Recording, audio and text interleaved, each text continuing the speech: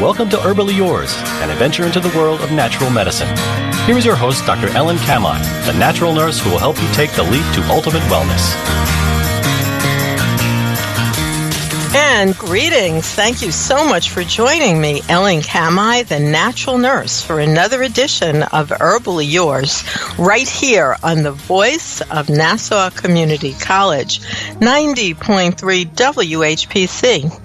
Herbally Yours brings you the latest information about the many facets in the world of natural living. And today, we are so happy to have on board as our guest physician, Dr. Sandy Milgraum. And he is a clinical associate professor of dermatology at Rutgers Medical School and head of pediatric dermatology. Also, he was studied at the University of Western Australia Medical School and also at Michigan Medical School. So he is well studied in terms of conventional medicine. But today we're actually going to talk with Dr. Milgraum about the use of an herbal remedy, a kind of herb which is called oil of oregano. I write about it in many of my books. And studies he's been involved with in terms of the use of this kind of water-soluble extract as a wound-healing ointment. So thank you so much for joining us today, Dr. Milgraum. Good morning, Ellen. Nice to be here. Let's go back in time a little bit and talk about why did you become a dermatologist, and particularly with a specialty in pediatric dermatology. Well, what happened, going back to ancient history, is my cousin, who was exactly the same age as me, developed a little bump on his shoulder, and he was told by another doctor it was nothing to worry about, and he ended up dying from malignant melanoma. He was 19 years old at the time, and I just became... it was amazing that somebody could have a little bump on their skin and it could spread and kill them, and so I became very interested not only in going to medical school but in particular becoming a dermatologist. Along the way, I became more interested in pediatric dermatology because of all the new the studies that have been done on the genetics and the causes of a lot of diseases, and so that's why I became interested in that particular field. Well, thank you for sharing that personal story. I'm sorry to hear that, but so often we hear that challenges and tragedy lead to inspiration. And, that's kind of what happened in your life, because think how many children in particular you have helped to not follow in that same unfortunate fate because of your knowledge and your expertise. It's actually amazing, too, because we usually think of skin cancer as a disease in older people, but over the last 20 years or so, there's been more skin cancers, and in particular melanomas, even in children and teenagers, and that's a whole other program in terms of... It is, but I do have a question about that, Dr. Milgraum, because you're saying recently... just in your professional opinion, maybe you didn't do a study about that, I mean, that doesn't necessarily reflect the fact that people are on the beach more or in the sun more. So what would you link that increase incident to? Is it just better reporting, or is it more toxic chemicals, or is it a decrease in the ozone layer, or all of the above, or none of the above, just in your personal opinion? Well, in the last 20, 30 years, it's become even more au courant to get more sun exposure. And the other problem is suntan parlors. And in fact, in a lot of states in the United States, they've been banned for teenagers. You have to get parental permission, and so that's contributed to the increase as well. And then there's other factors that we have no idea why. I mean, even in areas where those factors have been controlled and children have not had sunburns, there's no question that there's something else that's increasing the risk of melanoma that we just haven't worked out yet. We don't actually know, because I'll tell you, my mom, God bless her, is 90 years old, and she grew up in Brooklyn on the beach in Coney Island all day, every day, and to this day. I mean, yesterday she's, swimming in Oyster Bay. So she's out in the sun all day, every day, and she said, her friends and associates always did that, and they didn't seem to all come down with these problems. But thank you so much for sharing your expertise with that. And I'd like to remind our listeners that you're listening to Herbally Yours on the voice of Nassau Community College, 90.3 WHPC. I'm Ellen Kamhi, the natural nurse, and today my guest, Dr. Sandy Milgraum, medical doctor, is sharing information with us about skincare and a healthy skin applicant known as oregano oil, and in particular a water-soluble oregano oil. So, Dr. Milgraum, how do most doctors treat wounds topically, like when people get cuts and scrapes, and even wounds that are post-surgical? Well, since the 1960s, dermatologists have known that keeping a wound moist allows it to heal quicker. And in fact, I remember as a young child, my grandmother said, let the air get to it, let it dry out, let it form a nice scab. But we learned over the years that actually is not the best way to heal up wounds. And so dermatologists and doctors in general have recommended ointments, in particular antibacterial ointments, since that time. The problem with antibacterial ointments, the triple antibiotic ointment, I'm not going to mention any brand names. Most people have one in their medicine cabinet, right? It's exactly, the one that's in their medicine cabinet. Believe it or not, the studies now show that 5 to 10% of people get allergic contact dermatitis to the antibiotics in those ointments. In addition to a lot of the other healing ointments contain a propylene glycol, an Aquaphor, and a lot of things. So the rate on all of them is between 5 and 10%, which is a major problem because the patients come in, they'll have a minor surgical procedure. The doctor tells them to use a triple antibiotic ointment, and then they call up or come back all upset that they have an infection when it's just allergic contact dermatitis, which is like a poison ivy type of a reaction on the spot. And I always tell all my students, if you warn people beforehand, you're educating them. If you tell them afterwards, then it sounds like you're making an excuse and nobody believes you, when they come back all upset, this stuff was supposed to heal me up, and how could it be, infected if I used a triple antibiotic ointment and what have you. But the science shows that if you do use an antibiotic ointment on the area, in particular an ointment we mentioned before, plus knocking down the bacteria, then the wounds heal better. There was a huge review called the Cochrane Review several years ago that looked at all the different studies, and there's no question that if you use these things and you don't get a reaction, then your wound's going to heal up better. Which is the vast majority of people. Not everybody gets a sensitivity reaction, right? Right, but on the other hand, Ellen, if you go into a fast food place and between 5 and 10% of the people got, severe diarrhea from the food, they're not going to stay in business too much longer. Okay, so you're saying that's enough of a group to be concerned? 100%. Okay, in your opinion, but thank you so much for sharing that. I didn't even know that, because I would say a lot of people also do use those ointments and they don't necessarily have a bad reaction, but it's great to know ahead of time, like you said. That's wonderful. And, interesting, I worked as a nurse, as a young nurse. In 1973, I was part of a study in Arizona on using aloe vera products on wound care, particularly in burn units. And we found that the natural product, which was aloe vera, worked a lot better than the ointments that they had been using before. So And it's wonderful when we can integrate natural things into the care protocol. Right, and but the problem is, going back to oregano, if you just take the oregano oil, which contains natural anti-inflammatories, antioxidants, and antibiotics in oregano oil, between 5 to 10% of people get contact dermatitis from that as well. That is true. That's right. So that's why that's not used, and that's why we got involved in this new process of taking all the bad things out and leaving the good things in.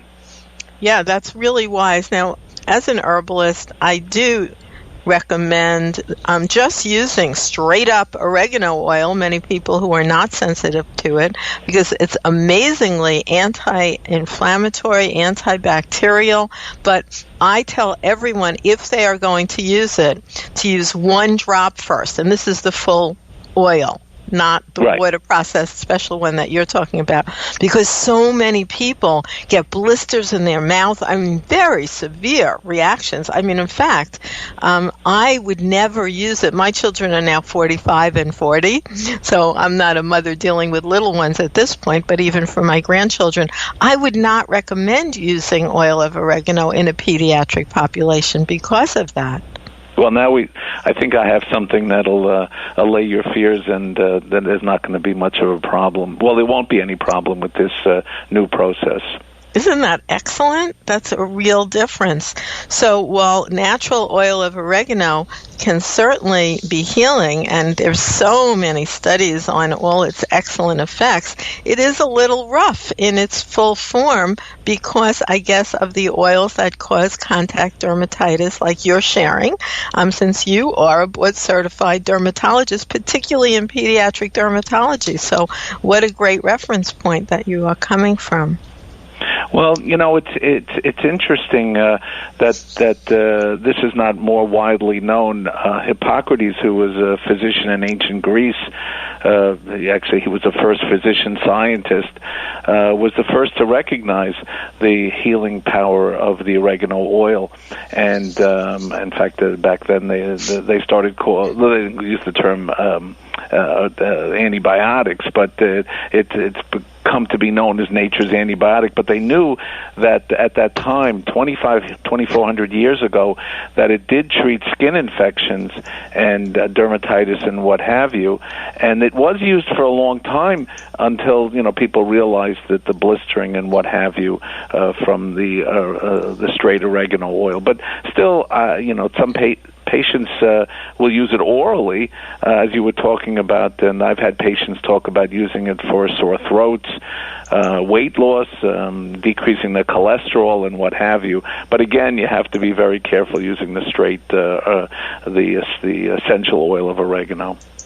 That's true, but certainly it is useful and does have really proven antimicrobial effects. On the other hand, it can have very severe dermatological and allergic reactions.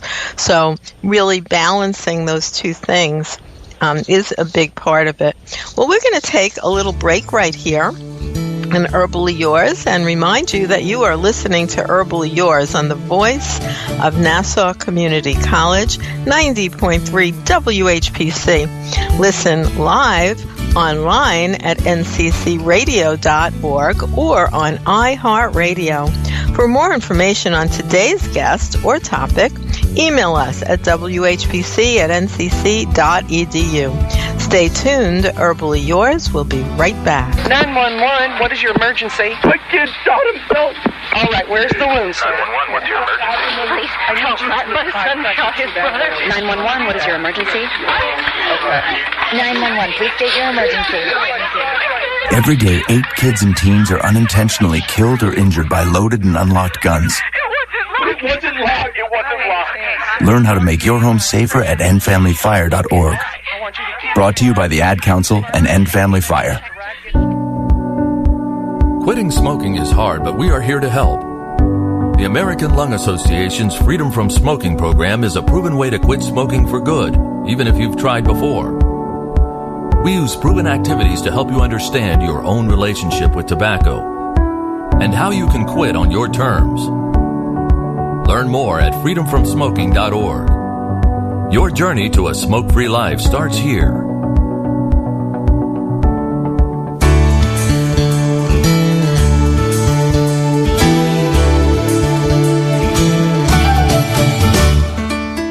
And welcome back to more right here on Herbally Yours. This is Ellen Kamhi, the natural nurse, and we're here today with our guest, Dr. Sandy Milgraum, and he is one of the authors of a very interesting published study called Oregano Extract Ointment for Wound Healing, a randomized, double-blind, petroleum-controlled study evaluating efficacy. So this is real science.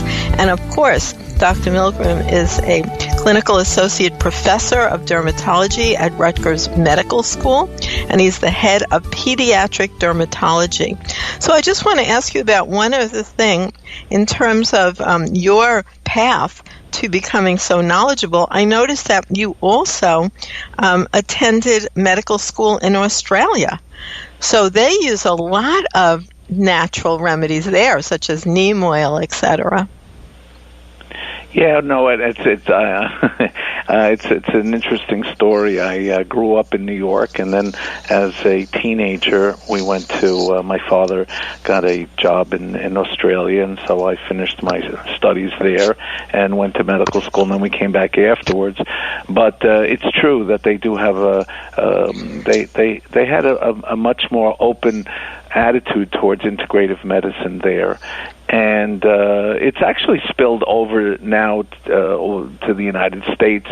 And in fact, we're having our second meeting this fall of the Integrative Dermatology Society, which, believe it or not, is part of the American Academy of Dermatology, which is amazing because 30, 40 years ago they used to consider people like us who were interested in natural healing as quacks, and now it's become mainstream. And so actually we're presenting even more data.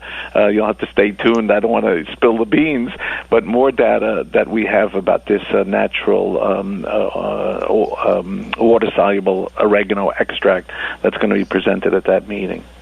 Well, I do want to, we'll stick on that, what you have published already, because it's widely available and it's meeting the standards of science in that, this is published in a journal and it's specifically randomized, double-blind, and petrolatum controlled, because that's something that's already well known in terms of skincare.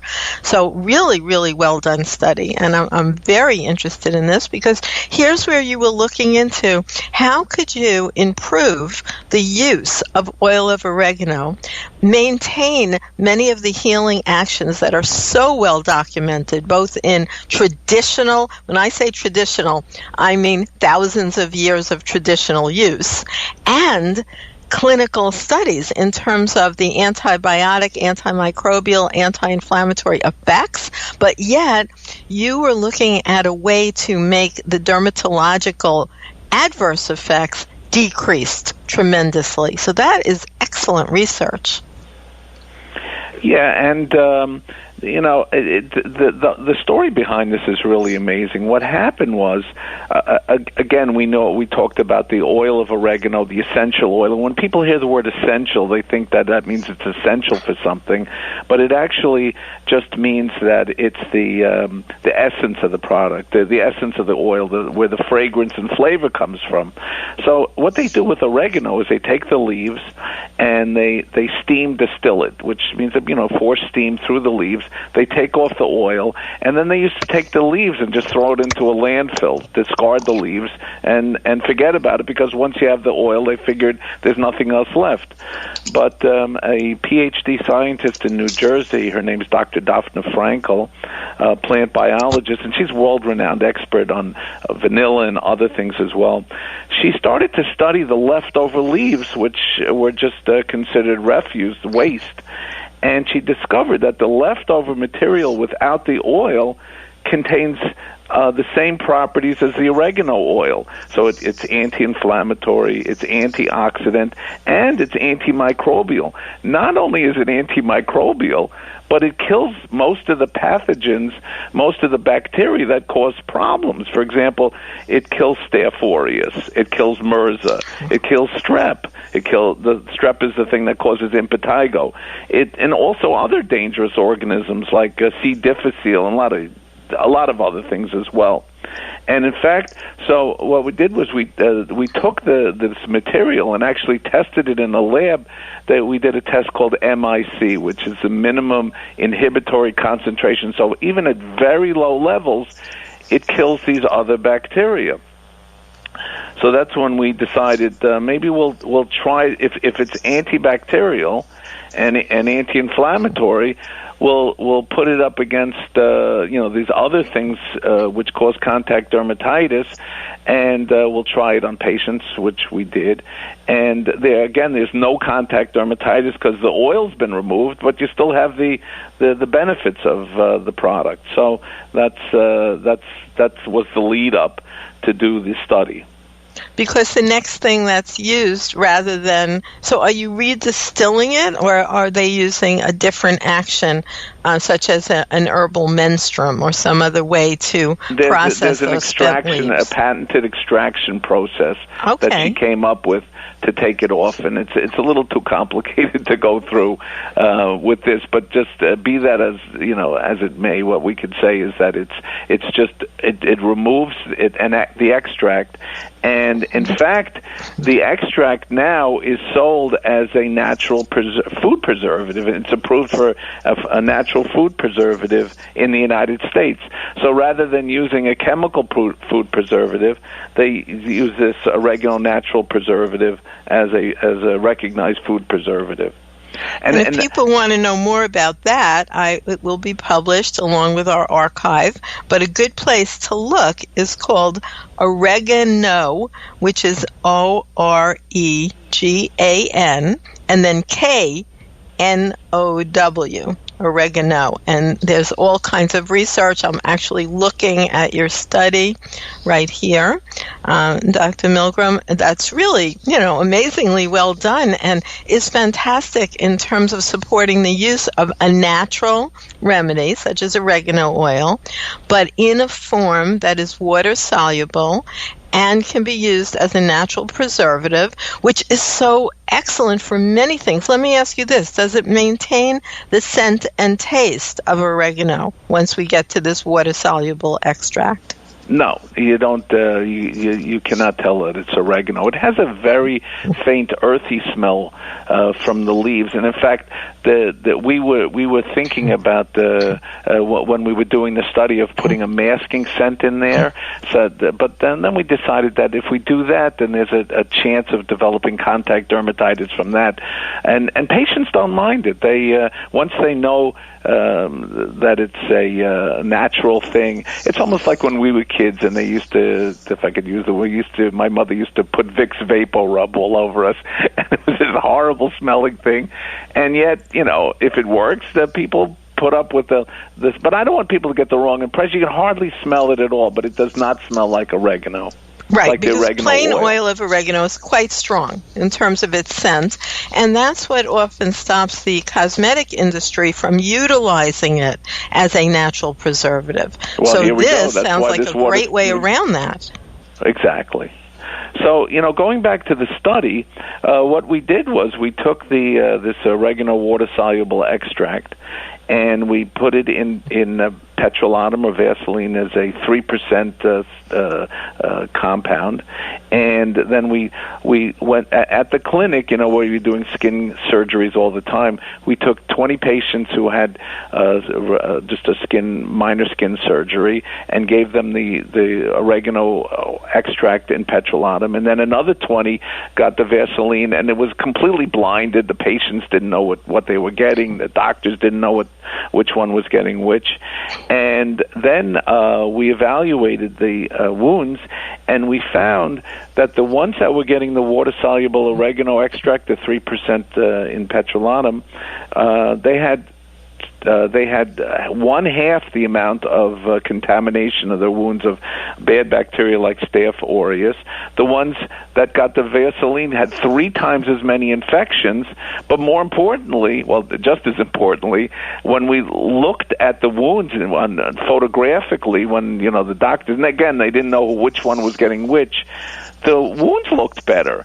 They were more pliable. There was less redness. There was less thickening, and so it was really quite remarkable. I mean, and again, there was no contact dermatitis, which you might expect from the over-the-counter triple antibiotic ointments. Well, I'd like to remind our listeners that you are listening to Herbally Yours on the voice of Nassau Community College, 90.3 WHPC.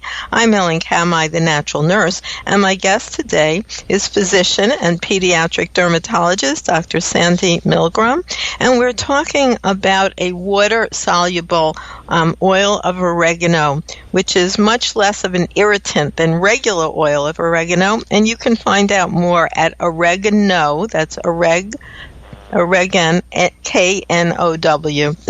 and of course that will be a link on our archive. Well, that is just fascinating.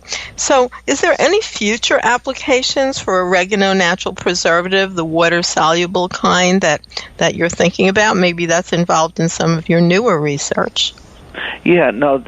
Some of the organisms that I didn't mention are, for example, it actually kills the organism that contributes to dandruff. It's called Malassezia furfur. So there's talk about doing research for using it in a shampoo, which is much better than, for example, tar in a shampoo, which is available in the United States but not in Europe because it's considered a carcinogen in Europe. Other things are to treat athlete's foot. It also kills, I mentioned this before, C. difficile, which is the organism that causes severe diarrhea when somebody's been on life-threatening diarrhea, when somebody's been on antibiotics. And if you go to the hospital or a doctor's office and they're giving you those gels to put on the antibacterial gels, they're extremely irritating to the skin. They actually probably promote more bacteria because it causes breakdown of the skin, and they don't kill C. difficile. So what some healthcare professionals are doing is they're taking the oregano extract ointment and they're using it to moisturize their hands after they wash their hands, because not only will it kill Staph aureus, all right, but it also kills this C. difficile. Plus, it prevents the breakdown of the skin where you have inflammation and cracking and redness, and so you'll have a lot less bacteria growing there as well. So there's a lot of future applications. And the last thing that's very, very interesting, it also kills the bacteria that causes acne. It's called P. acnes, and so if you put it into a solution or into a cosmetically acceptable cream, it looks like it might be a treatment for acne, a non-irritating type of won't cause contact dermatitis and what have you, and probably knock down the bacteria that contribute to acne. So that sounds really, really exciting, taking something that's been used traditionally, and when I say traditionally, again, I'm talking about since ancient times, and making it something that's even more user-friendly today. So where can the public get more information about oregano natural preservative and the science behind it, and how they might want to have some for their own family's use? Well, if they go to oregano.com, that's OREGANKNOW.com. There's links at the bottom with all the different articles about the oregano natural preservative, about the oregano oil, and what can be done with that. And, well, thank you. Thank you so much, Doctor. And we've been talking to Dr. Sandy Milgraum, MD, pediatric dermatologist associated with my alma mater, Rutgers University. And I'd like to thank you so much for listening to Herbally Yours today, produced in the studios of 90.3 WHPC, Nassau Community College, Garden City, New York. For further information, email WHPC@ncc.edu. This is your host, Ellen Kamhi, the natural nurse at naturalnurse.com, inviting you to join us next week for another edition of Herbally Yours. Until then, stay healthy.